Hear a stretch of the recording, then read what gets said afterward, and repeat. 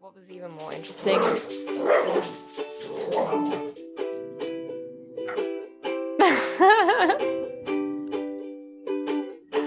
it's going to carry on. Hang on, I think it's a cat. Sorry? Enough. Stop. Stop it. That's enough. Good boy. Good boy. I am Alex with these. Stop. Oh, I sound like Leonardo now, yeah? Thanks. Appreciate that. My name's Leonard. I fight werewolves, I do. Yeah. Right, yeah. Sorry, back to serious stuff. Alex and Ted review stuff. For those of you who haven't heard of us, which is probably everyone considering we're nobodies, we are budding creatives. And we have taken it into our own hands to provide hard-hitting critique and criticisms upon stuff that has been released recently, whether that be TV shows, movies, Books sometimes. books maybe, yeah, books, songs, musicals, I don't know. Whatever we feel like, and basically, yeah, talk about it, our thoughts on it, because although we do share some interests, we also don't. So always have a for, always have an against. We're pretty rounded fellows, but also quite progressive, which is a good thing. And today we are talking about, let's start with Believe Me. I want to start with Believe Me, because Okay. I just finished watching it about an hour and a half ago. It was one of the things that has appeared in like one of the most popular titles with Netflix, and it's actually not recent. It was released 2018. 3 years ago. 3 years ago, right? Oh God, don't say it like that. It was a TV film, right? Yeah, I did notice there was a lot of like fade to blacks. Yes, yeah. So that definitely did feel like, the advert break, right? Yeah, yeah. Yeah. So Believe Me, The Abduction of Lisa McVeigh is a story. It's a reconstruction with some fictional elements, I believe, of the story of Lisa McVeigh, a 17-year-old girl who was kidnapped in 1984 by Bobby Joe Long, a serial killer in, was it Tampa? Yeah, Tampa Bay, Florida. Yeah, so how about, what's your general thoughts, Alex, if you'd like to start us off? All right. I really liked it because firstly, it ended on that sort of inspirational note. So it had that full thing where, because I think often when you watch true stories, it can be really hard hitting. And I think the ending kind of dictates how well it sits with you. Yeah. But I found it pretty moving. I think I was a bit disappointed that initially they went into so much detail about her suffering. Right. Because often I think these like true stories, they try to gloss over the really, really hard hitting stuff. And then they just go to how to catch the guy. But this really took you on a journey. You don't feel like it did that in this film? Did it gloss over it? Showed the suffering and then showed them catching a guy. No, I did. But I was saying that I think a lot of other films gloss over the suffering. Right. That it's kind of, it comes to the point of the escape. Right, yeah. Or there was a series, I think it was, that I watched recently as well, that's on Netflix, which again is to do with the police not believing. That again, kind of, you experience it, but very quickly in the first few minutes, and then the rest of it is just about catching the perpetrator as such. Yeah. So I liked this one actually more than I thought, because I feel it made you more passionate about it. Made you care more. Seeing what she went through. Yeah. I got annoyed when they didn't believe her. I'm sure you did, right? I did, but this is what I found interesting. It hit me that when they talk statistics, I mean, I believe police when they say 99 out of 100. If you deal with cases every day, and a young girl came to you and said this horrific thing happened, but somehow she remembers so many details, she got out from it, and it starts with her own grandmother saying she's lying, would you definitely believe her straight away if you dealt with cases like that where you say 99 out of 100 aren't true? It's tricky, right? It's like I was watching a video on YouTube fairly recently, and it was about people faking being insane, right? And it I've was seen like, that pop up. I haven't watched it. I don't know why it popped up on my feed. YouTube, right? Yeah. Yeah, so that popped up, and so I watched a bit of it, and it was interesting to see like how someone tries to fake being insane, and Yeah. also the obvious flaws, like they only do it when they think someone's watching. Mm. No, I can't say for sure, but I think there are certain signs that you can gather from someone whether or not they're lying about something. And Yeah. with True. Lisa, it wasn't necessarily like they couldn't trip her up, right? No.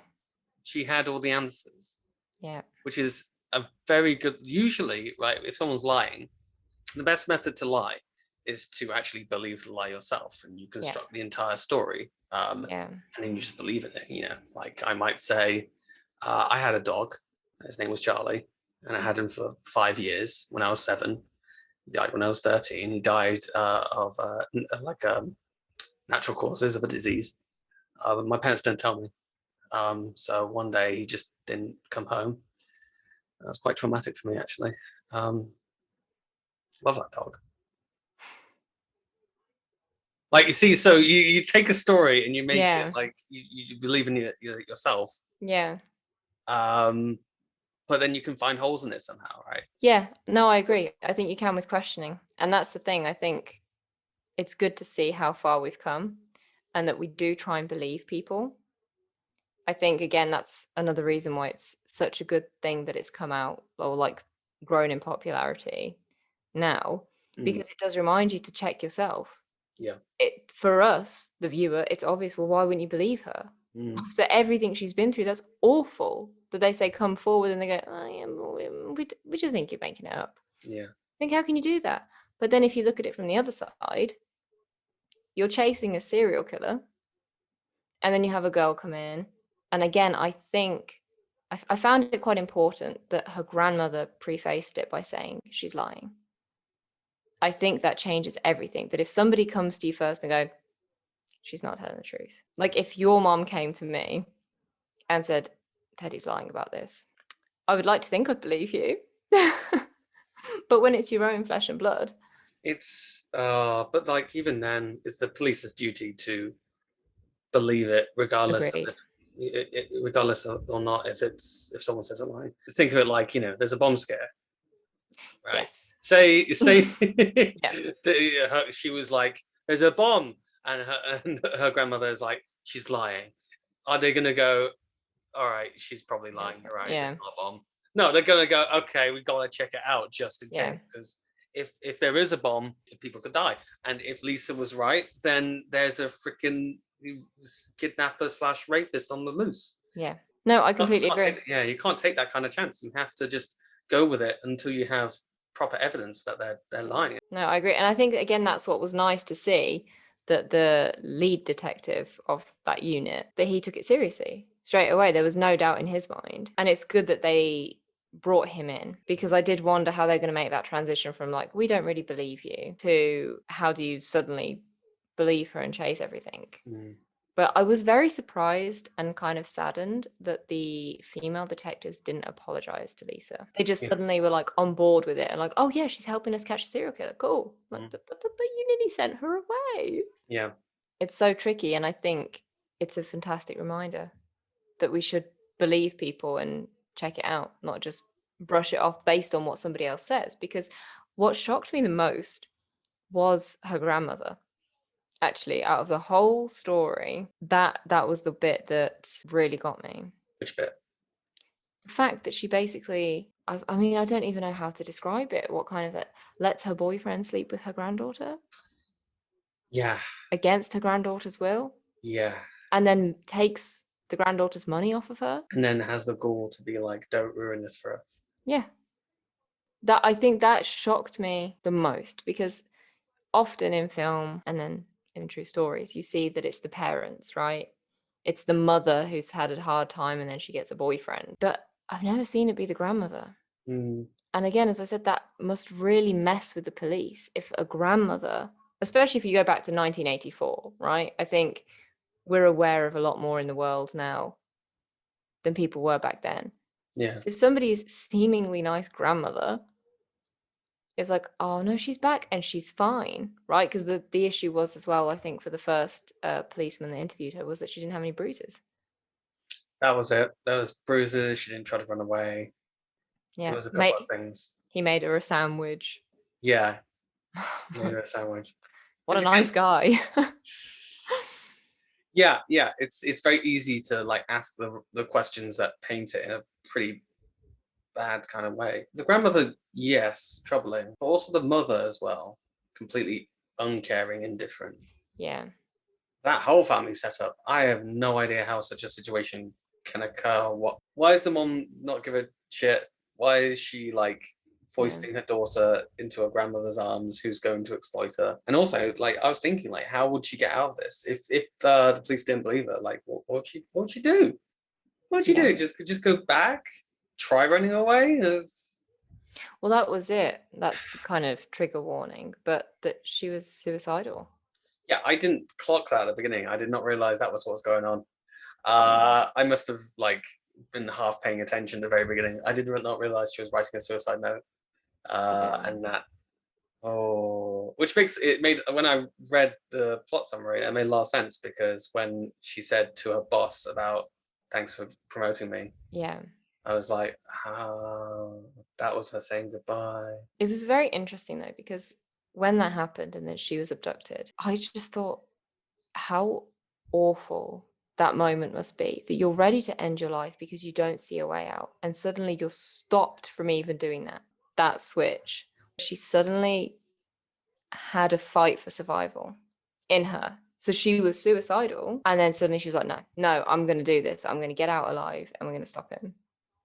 Yeah, that's interesting, isn't it? It gives you a whole different fight for life. It's no longer about like living for yourself. It's about living to get this guy. Yeah. Bobby. I think, again, it was so incredible to see the maturity in those situations, like leaving her fingerprints on the mirror. I had no idea what she was doing at the time. No, I don't know. I was like, is she trying to feel for a screw or what? It's impressive, because you watch all that, like all the scenes of her, like her suffering and stuff with the kidnapper, and then later on you find out, oh my god, she was doing all this stuff. That's what I also found really interesting, that if she hadn't been abused for so many years, would she have been able? Yeah, was everything that all those abilities, I suppose, was all that knowledge that she had from being abused by her step granddad? Is it ironic? Is that the right term for it? I think it is. I think it really is. But it's also inspirational. She is definitely inspirational. And when I say her story is in the sense that she went through all of that, and she almost gave up at one point. And to then come back from an even worse situation than that, and a terrifying situation, to make it out alive, and then to go on to help other children that are in those situations, is remarkable.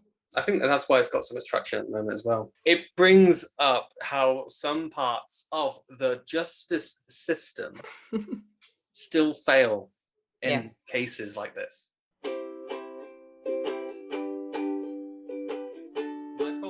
My problem is the fact that I have lost a lot of my vocabulary, so I do not know a lot of the words that I would need to speak en français. I don't even know the word for vocabulary, and it's or words. But library is la bibliothèque. Ah oui, la bibliothèque. Je vais dans la bibliothèque. I'm going to the library. Oui. Oui. Yeah. Yeah. I wrote my Spanish homework in French. That's kind of funny. That's pretty funny. It is, isn't it? I did the first paragraph in Spanish and just went into French, and Mr. Willis was like, "Good job, Alex, with the first paragraph. The rest of it's in French." I was like, but I was so impressed that I'd written in a foreign language off by heart. I was like, wow. If I'd used worksheets, I would have used the right worksheets, surely. Yeah. If the first paragraph was in Spanish. It's very impressive though that you just wrote French without realizing it. It's because I think it's quite similar to Serbian. Oh, no way. There are certain words. But then when we started learning Spanish, there were a few words in Spanish that were similar to Serbian. And then the three languages got a little bit mixed up. Oh, be careful now, because you're going to set me off and I'm going to start talking linguistics.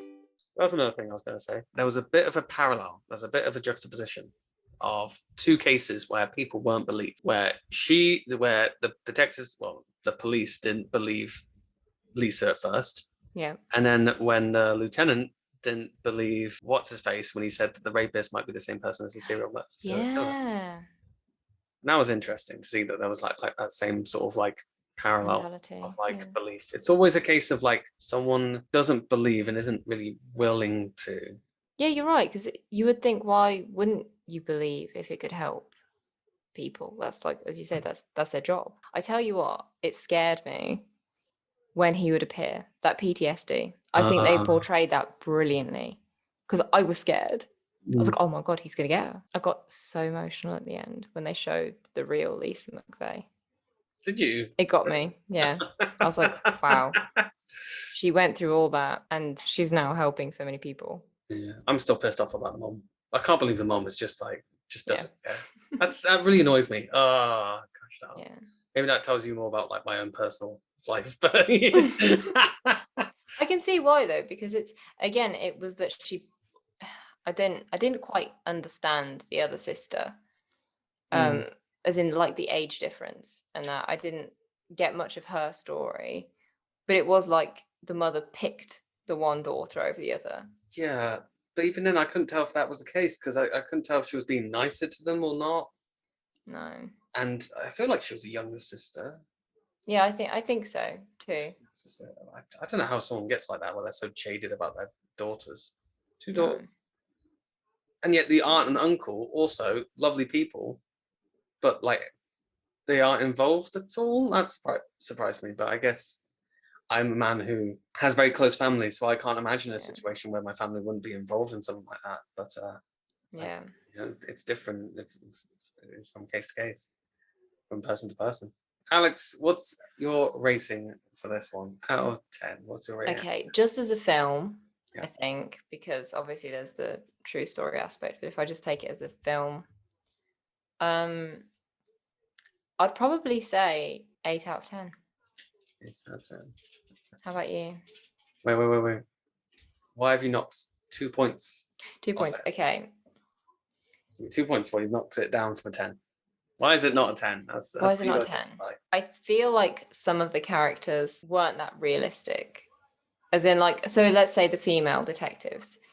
I find it hard to believe that they really could go from not believing her at all to then just be like, yeah, cool, we believe her. Right. I just felt like it was that kind of, just get an actor, play this role. And it wasn't delved into why they changed. Why they were like, oh my God, I can't, like, I think, especially given the title of the film, Believe Me, it was just one guy goes, yeah, we believe you, or I believe you. And then suddenly it's like, yeah, we all believe you. Like, but why did you all not believe her like half an hour ago? Yeah. Where did they appear again? Where did they appear in this later? When they start getting resources, I think. Okay. Yeah, that bugged me quite a bit, because I was like, surely that's just not how it would have happened. I don't think. Like, I would like to think that yes, they did believe him, but I don't think it would be such a switch as to, we think you're faking it. Like, yeah, we're totally supporting you no matter what. I just don't see it happening that quickly. And then also I think probably the fade to blacks. Just as from a film perspective, I think there were those moments that you realize you're in a film. Yeah, very obviously obvious it's made for TV. Yeah. Like, the clip, like it'll be like some statement and it'll be like da da da and then fade to black. Yeah. Yeah. Definitely like, felt it. Okay. Okay. I'm still trying to put a rating on it particularly. I think like you say, as a film, not the story. I mean, you can't really rate this. That's the thing about freaking based on true story films. You can't rate the story really. No. It's like it's a real story that did actually happen. I Yeah. can't say like it would have been better if there's some Yeah. bears in there, right? But like yeah, exactly. It is what it is. Yeah. So in terms of like, acting, in terms of cinematography, in terms of like the pace, Yeah. I guess I'd strike a point off because I got uncomfortable, but that's a personal preference thing. Yeah. I mean, in essence, these ratings are, please note, these ratings are personal ratings and more quantify how much we enjoyed the film and how likely we are to rewatch it in the future. Yeah. So did you like that a little bit? I did. I think it's also necessary. I'll make sure to play that over every single one. Yeah, so strike a point from me being quite uncomfortable, and then I don't know if I could just strike another point off it. I don't think I can give it a 9. No. I think I'd give it like a 7 or something myself. Yeah. I don't think I'd even go to like 8 or 9, but I can't think of the specific points that I need to detract to say it isn't perfect, because one, I can say it was uncomfortable. Maybe the fact that it's just not really the kind of film that I enjoy watching. I wasn't quite sure what it was like, what the demographic was, or what its point was. Like when you're telling a story, usually you're trying to get a point across. Yeah. With this one, it's about believing someone, I suppose, or believing a victim, and what consequences there can be if you don't. Right? The fact that they believed her, I mean, they helped them catch a serial killer. So you should always start off believing and then work backwards from there. So I guess that's the point it was kind of catering towards, but I don't think that was the right way of doing it, I suppose. As a film, as a form of entertainment, which it kind of was, it's trying to pull on your heartstrings and so forth. Yeah, I think that's why it fell a bit off, because it's a very it's a topic that has a greater meaning that I don't think can be boiled down into a cinema style TV film. Yeah. I think that's it. I think that's why I can't give it like a high rating, 7 out of 10. Yeah, I agree. I think I would also, if I were to knock it down, which I won't, I still think I'll keep it as an 8, just because of how I felt, as you said, that personal preference. Like, I was really glad that there was a happy ending. That relief was like unreal. But I would knock it down actually, because I just remembered as you were talking about when you said about the detective, and that scene in the restaurant with his daughter and Lisa McVeigh, that felt off. It did, didn't it? Didn't feel right at all. And I would knock it down for that, I think, if I had remembered before the rating. That's a good point. It did feel off. Like, I don't know why it was. The hand, I think that was the thing. It was, I think what they were trying to do was show this that is contrast. what a loving relationship should be. Yeah, I think that's what they were trying to do, but it just came off really unnecessary. Of like, why are you forcing this victim to be with your daughter? And it felt false from the daughter, and I think that's again where the acting comes into it. It felt like she's just super smiley, super happy, like everything's normal, everything's fine. Don't worry about this killer. It's fine. I'm going to uni. I work in a bookshop. It's great. Yeah. And then the hand, the close-up of the hand, I think it was meant to be that kind of like, moment. But it just felt a bit awkward.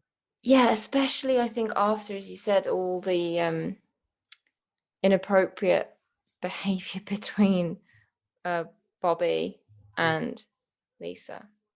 Yeah. When you see this older guy touching this younger girl, and now suddenly the same film, you're zooming in on an older guy touching it. Yes, okay, it's father-daughter. But I think because of that, it's only a few moments ago that we see that we hate that. And to just see it and then zoom in and just hold on it. And then Lisa's just sat there like, okay. That touches upon something that also bothers me about films like this. right? In that Lisa is a victim, and so that at her escape, and then for the period like afterwards, she's very shook by the whole affair. Yeah. But at that point, it's like 30 minutes into the film, so you still got like an hour to go, right? Yeah. So within that hour, she has like a transition where she's like coming out of it really, and becoming more her usual self. And whenever that happens in a film, I can't help but feel like it's disingenuous. Yeah. Because, in normal circumstances, it takes, days or weeks for someone to get over things. But the problem being that with a film, you're condensing it into an hour. Yeah. So it always feels like off-putting when they're recovering like within this short time frame that you're watching them for. Yeah. It doesn't feel, it feels disingenuous. Yeah. But that's the problem with films like this. In essence, I didn't believe her. Ah! Oh no.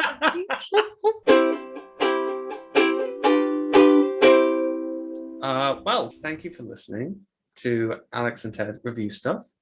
If you enjoyed this, then please like, comment, and subscribe. Thumbs up, and give us share amongst your friends. Tell no one. And tell us your rating. Tell us your review. Why not? Give us like a little essay in the comments. Why not? I think that'll be fun. And then we'll read them out or something. Join us next time when you'll be able to meet my pet parrot, Budgie. I call them Budgie to confuse people. So don't worry. He can repeat only three phrases so far, which is hello, I'm dying, and don't make me laugh. Wow. He's very talented. So tune in for that. Thank you, everyone, and good night. You're so good at this.